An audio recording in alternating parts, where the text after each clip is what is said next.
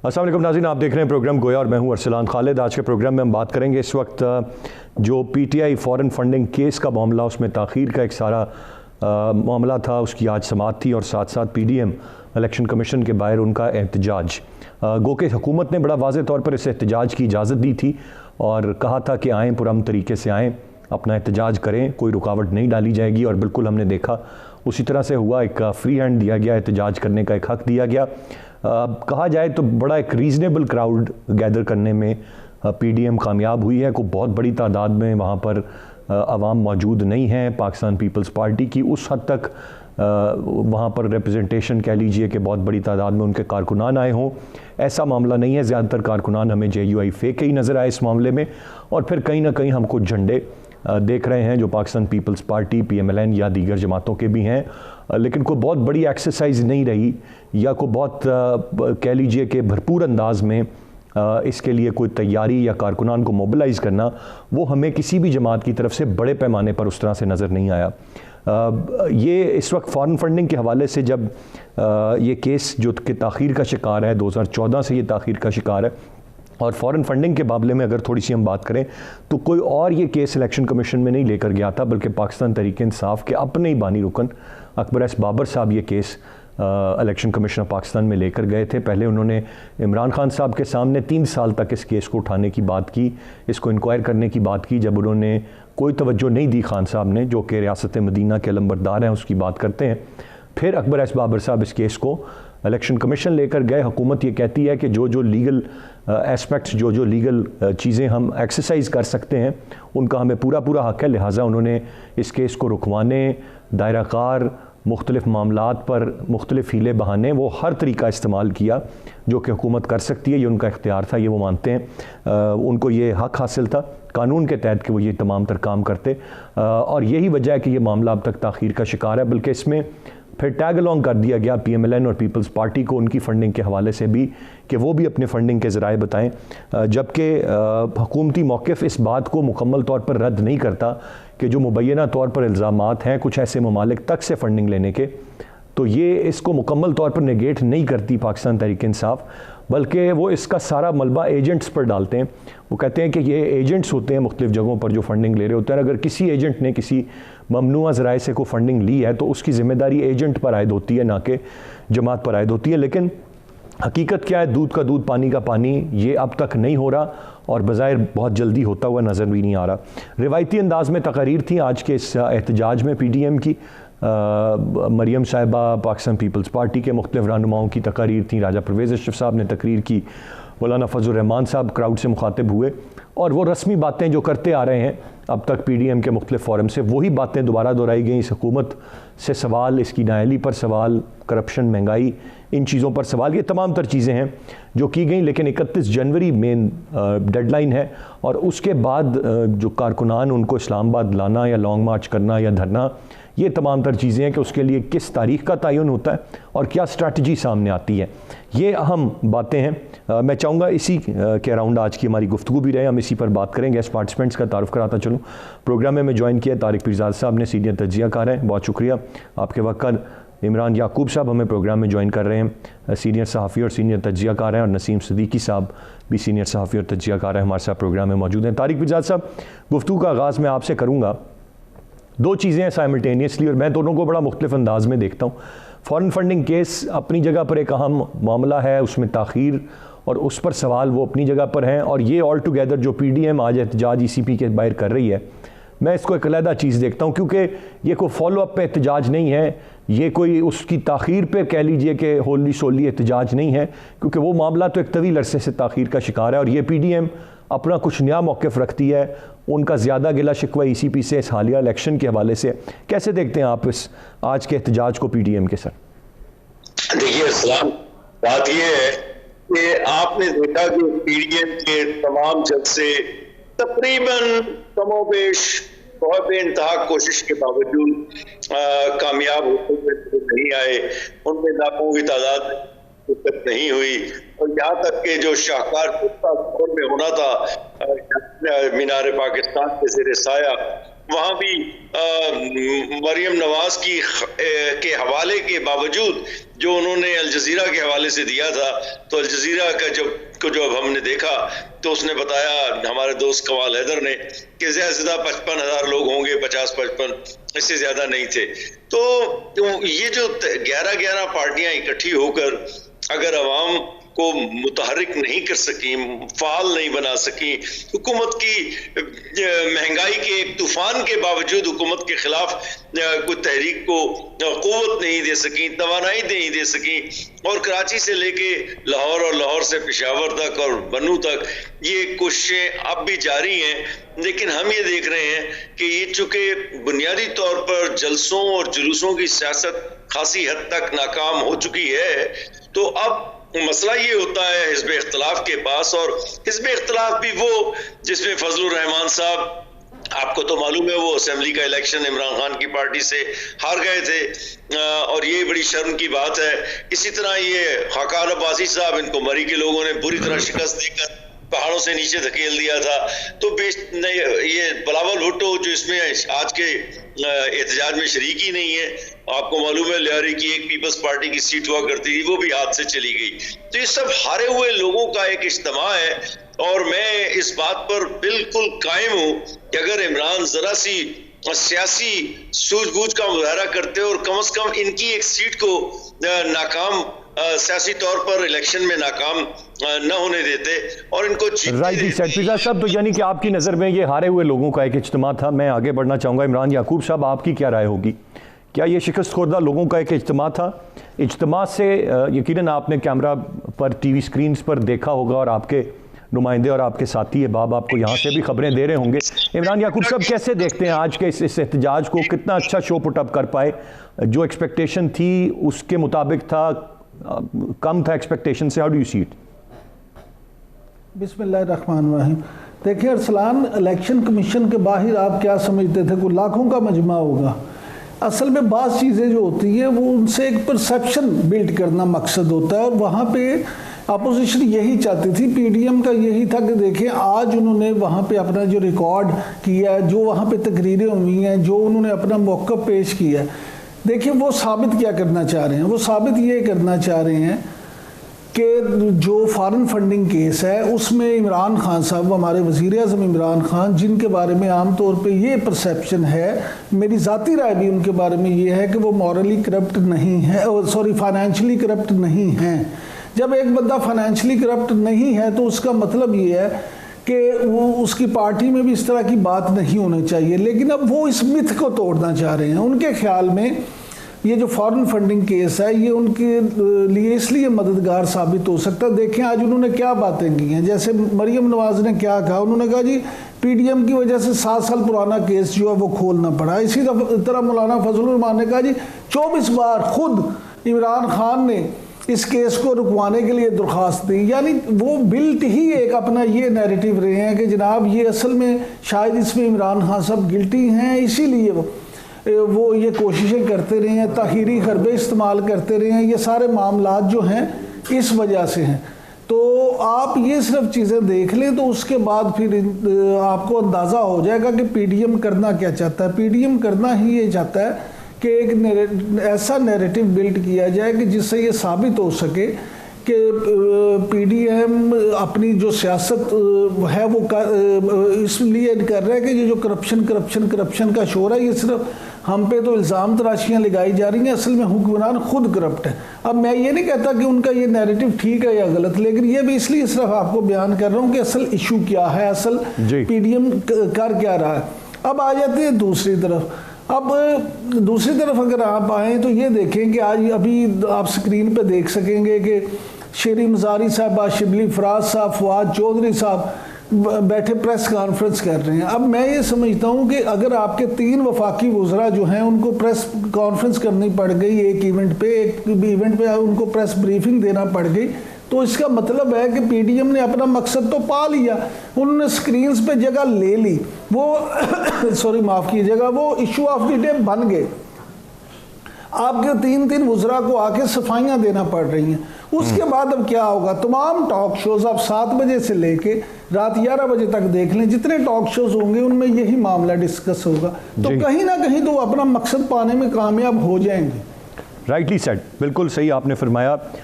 एक रियलिटी, और इस पर तो हम बात करते भी रहे हैं, ये कोई पहला मौका नहीं कि आज अगर 3 वफाकी वज़रा, ये 3 से तादाद 4 तक भी जाती है, 5 तक भी जाती है, मुख्तलिफ वजारतों के वज़रा जिनका कोई लेना देना नहीं, वो भी रिस्पॉन्ड कर रहे होते हैं किसी स्टेटमेंट को, किसी मामले को, या इनके जलसे जब होते रहे तो फिर टीवी चैनल्स पर उनकी ड्यूटियाँ लगती हैं कि किस तरह उन्होंने अपने बीपर्स देने हैं, प्रेस कॉन्फ्रेंस अपनी जगह। तो हम बाज़ औक़ात ये सवाल करते भी हैं कि ऐसी क्या ज़रूरत के इस हद तक दिफा करना पड़ा। नसीम सिद्दीकी साहब, आपकी क्या राय होगी आज के इस PDM के एहतजाज पर, और किस तरह इसने, आप समझते हैं किसी हद तक इसने एक टोन सेट की है, क्योंकि इस्लामाबाद तो असल उनका टारगेट है जहां उन्होंने इवेंचुअली आना है सूनर और लेटर, तो ये एक एक्सरसाइज उनके लिए हो गई, आप कह लीजिए पहले से उन्होंने देख लिया कि क्या स्ट्रेंथ है, किस तरह से मामलात हैं।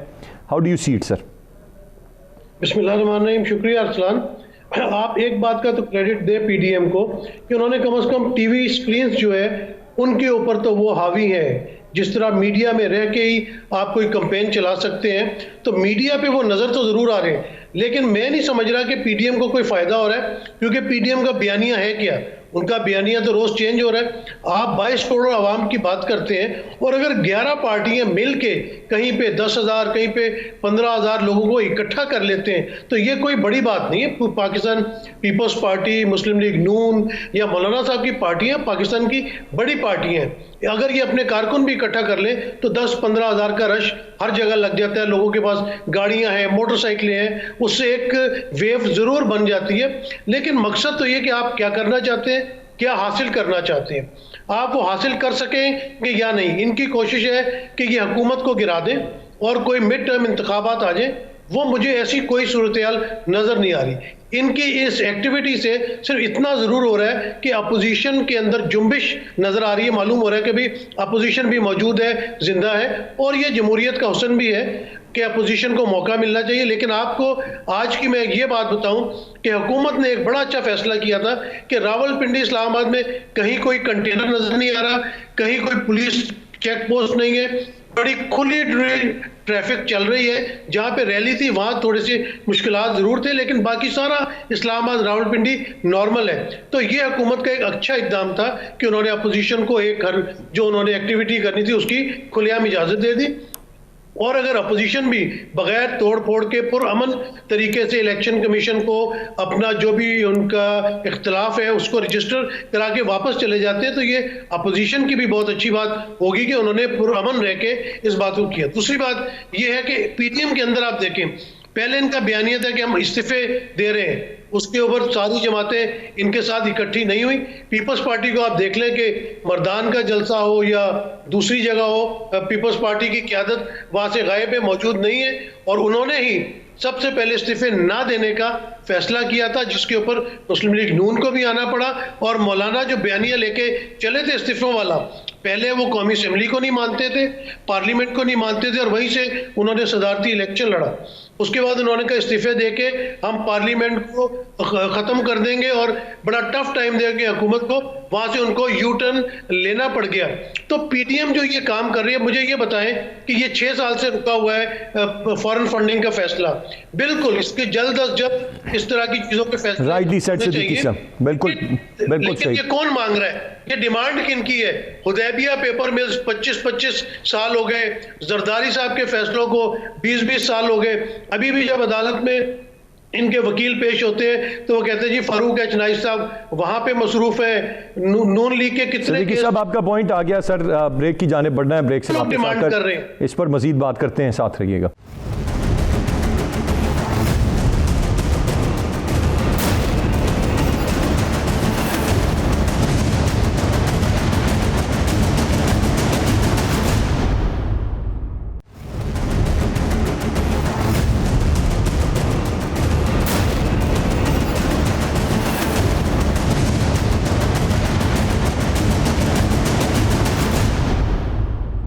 जी वेलकम बैक।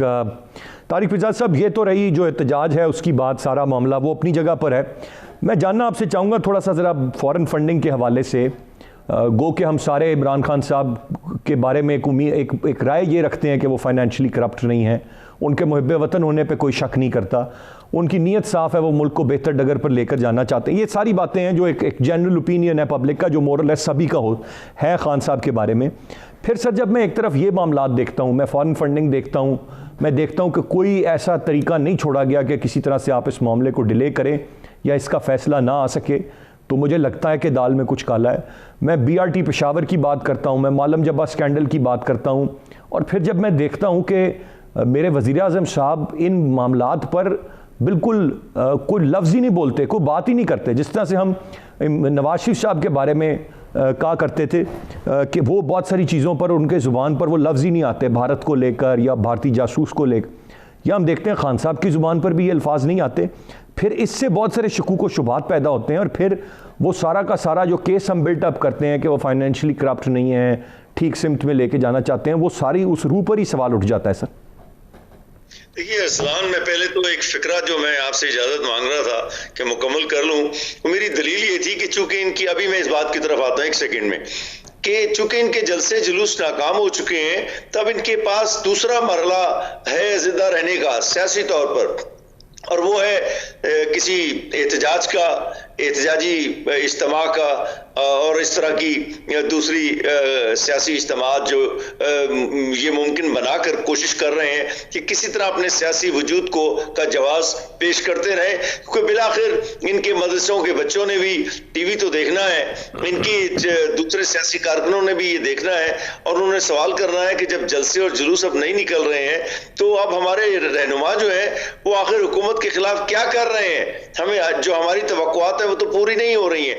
चाचा आज का जलसा जो है, या ये जो इज्तिमा है, जलसा नहीं एहतजाजी इज्तिमा, ये इसीलिए है ताकि ये तासुर पैदा किया जाए अपने कारकुनों के जहनों में कि देखिए हम हुकूमत वक्त जो कि एक बहुत ही गैर मुनसिफाना हुकूमत है, कोई इसे लेकर आया है, इसके खिलाफ हम बड़ी जो साले कार साले तहरीक साले को फरोग दे रहे हैं।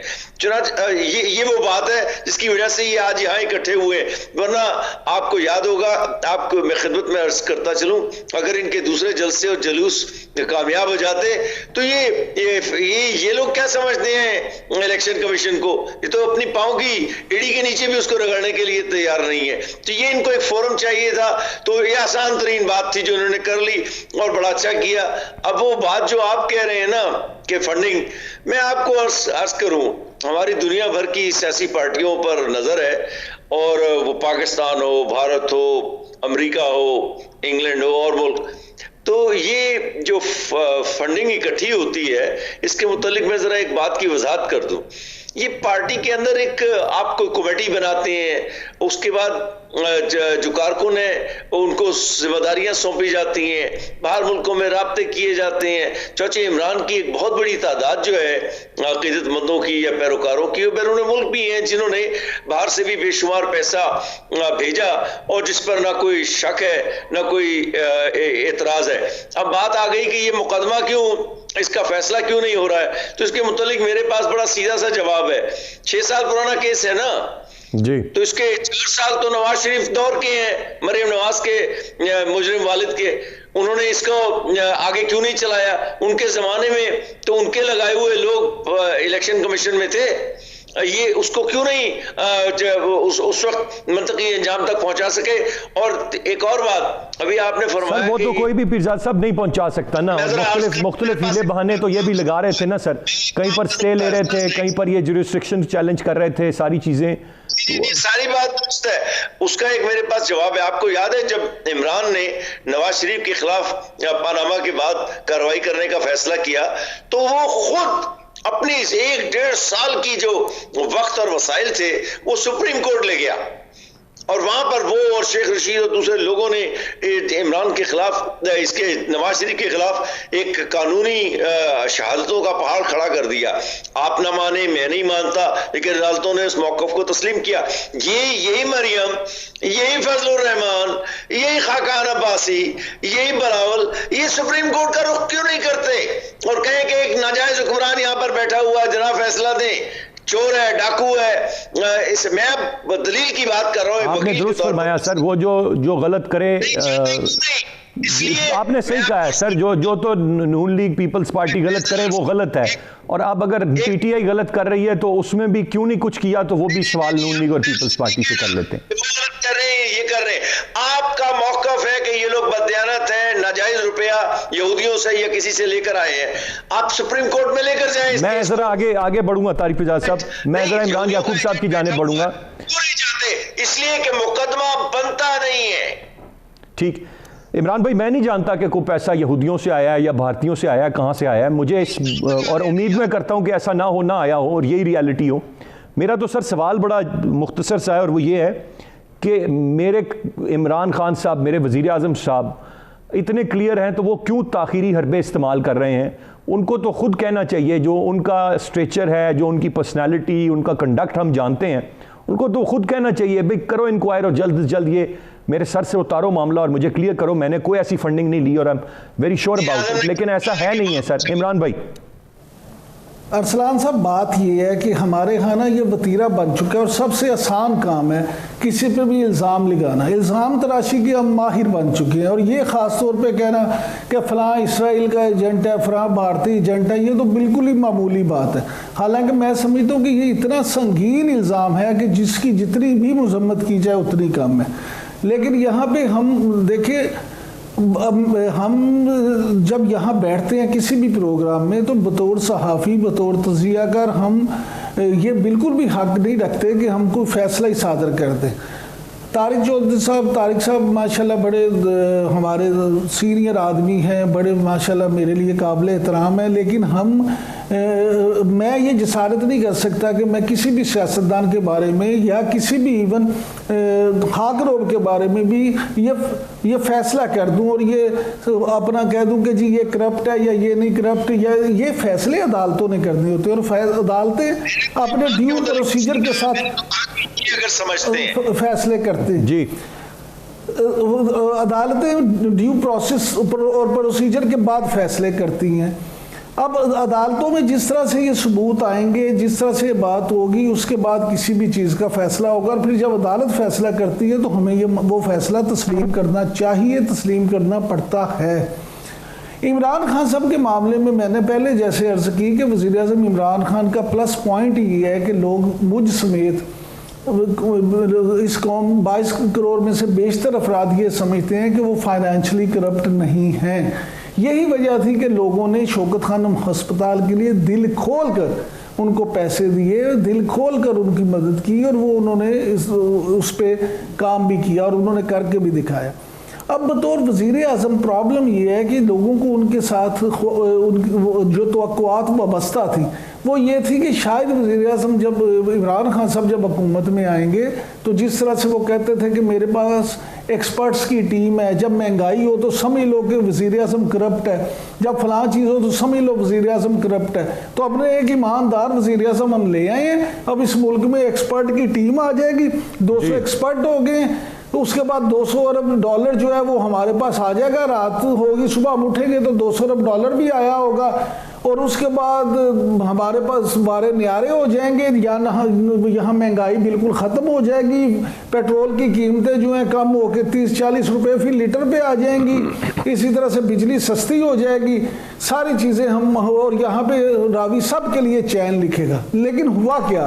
हुआ ये कि हमारे ईमानदार तरीन वज़ीर आज़म के दौर में भी महंगाई आसमानों को पहुँच गई, आटा उसकी कीमत ना सिर्फ बढ़ती गई बल्कि नायाब हो गया, चीनी नायाब हो गई, चीनी 55 रुपये में मिलने वाली चीनी 105 रुपये में चली गई।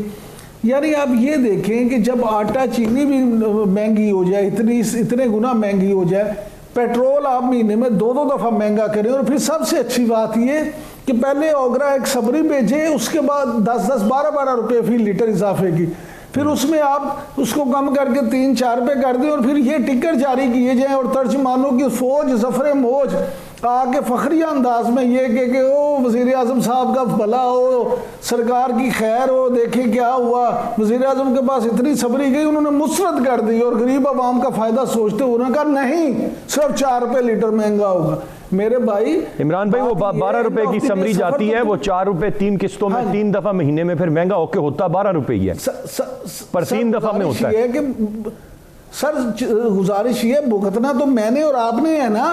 हुक्मरान जो है, हमारा हुक्मरान तबका जो है, उनके पास तो सरकारी फ्यूल होता है, उनके पास तो ऐसी ऐसी पार्टियां होती हैं जो सब कुछ उन्हें डोनेट कर रही होती हैं। आम गरीब आदमी, बिल्कुल सही। इस पर मजीद बात करते हैं, साथ रहिएगा।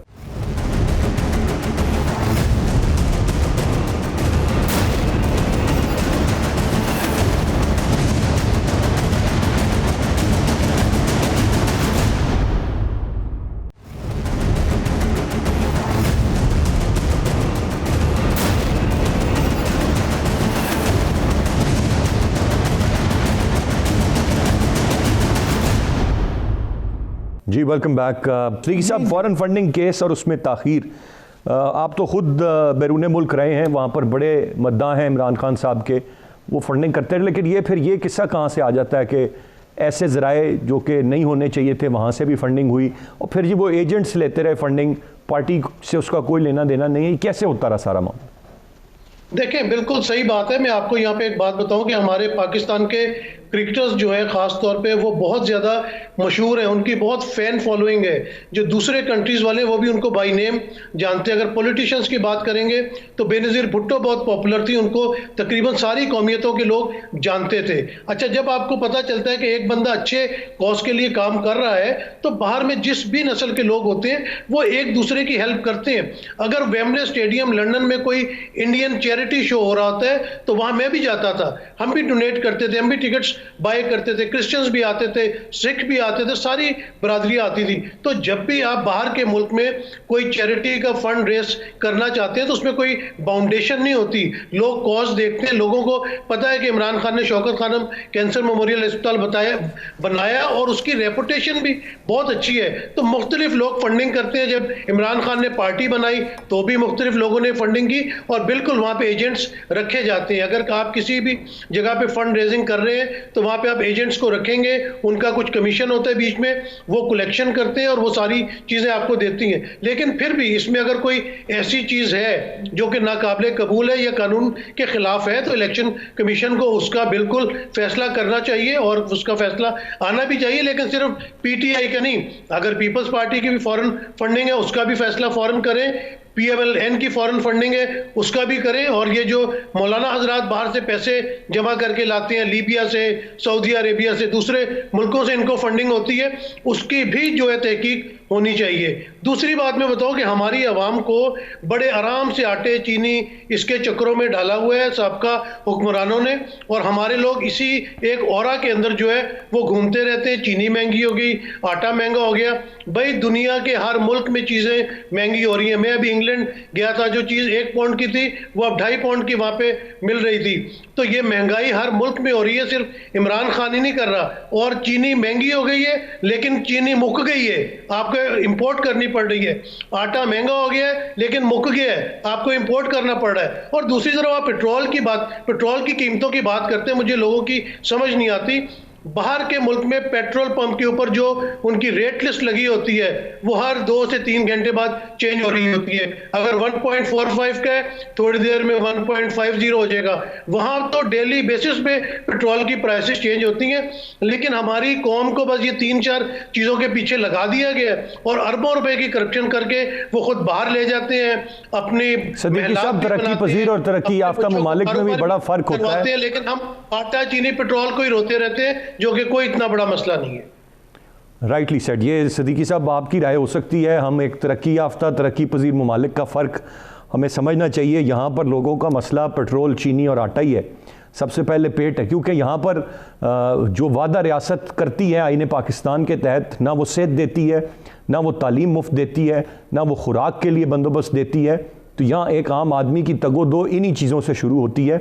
बाकी लग्जरीज़ तो बाद में आती हैं जो बाहर के ममालिक में मिलती हैं, और उसकी क्या हम लंबी तफसील में जाएं, तो ये मसला तो है पाकिस्तान की आवाम का, और ये मसला रहेगा जब तक रियासत ये बेड़ा नहीं उठा लेती कि वो फ्री ऑफ कॉस्ट ये तमाम तर चीज़ें आवाम को प्रोवाइड करे। फिर हमारे मसले इससे आगे के होंगे, फिर हमारी सोच इससे आगे से यकीनन चलेगी, लेकिन तब तक ये हो नहीं पाएगा। आज के प्रोग्राम से इतनी। अरसलान खालिद को इजाज़त दीजिए, अल्लाह ने के बाद।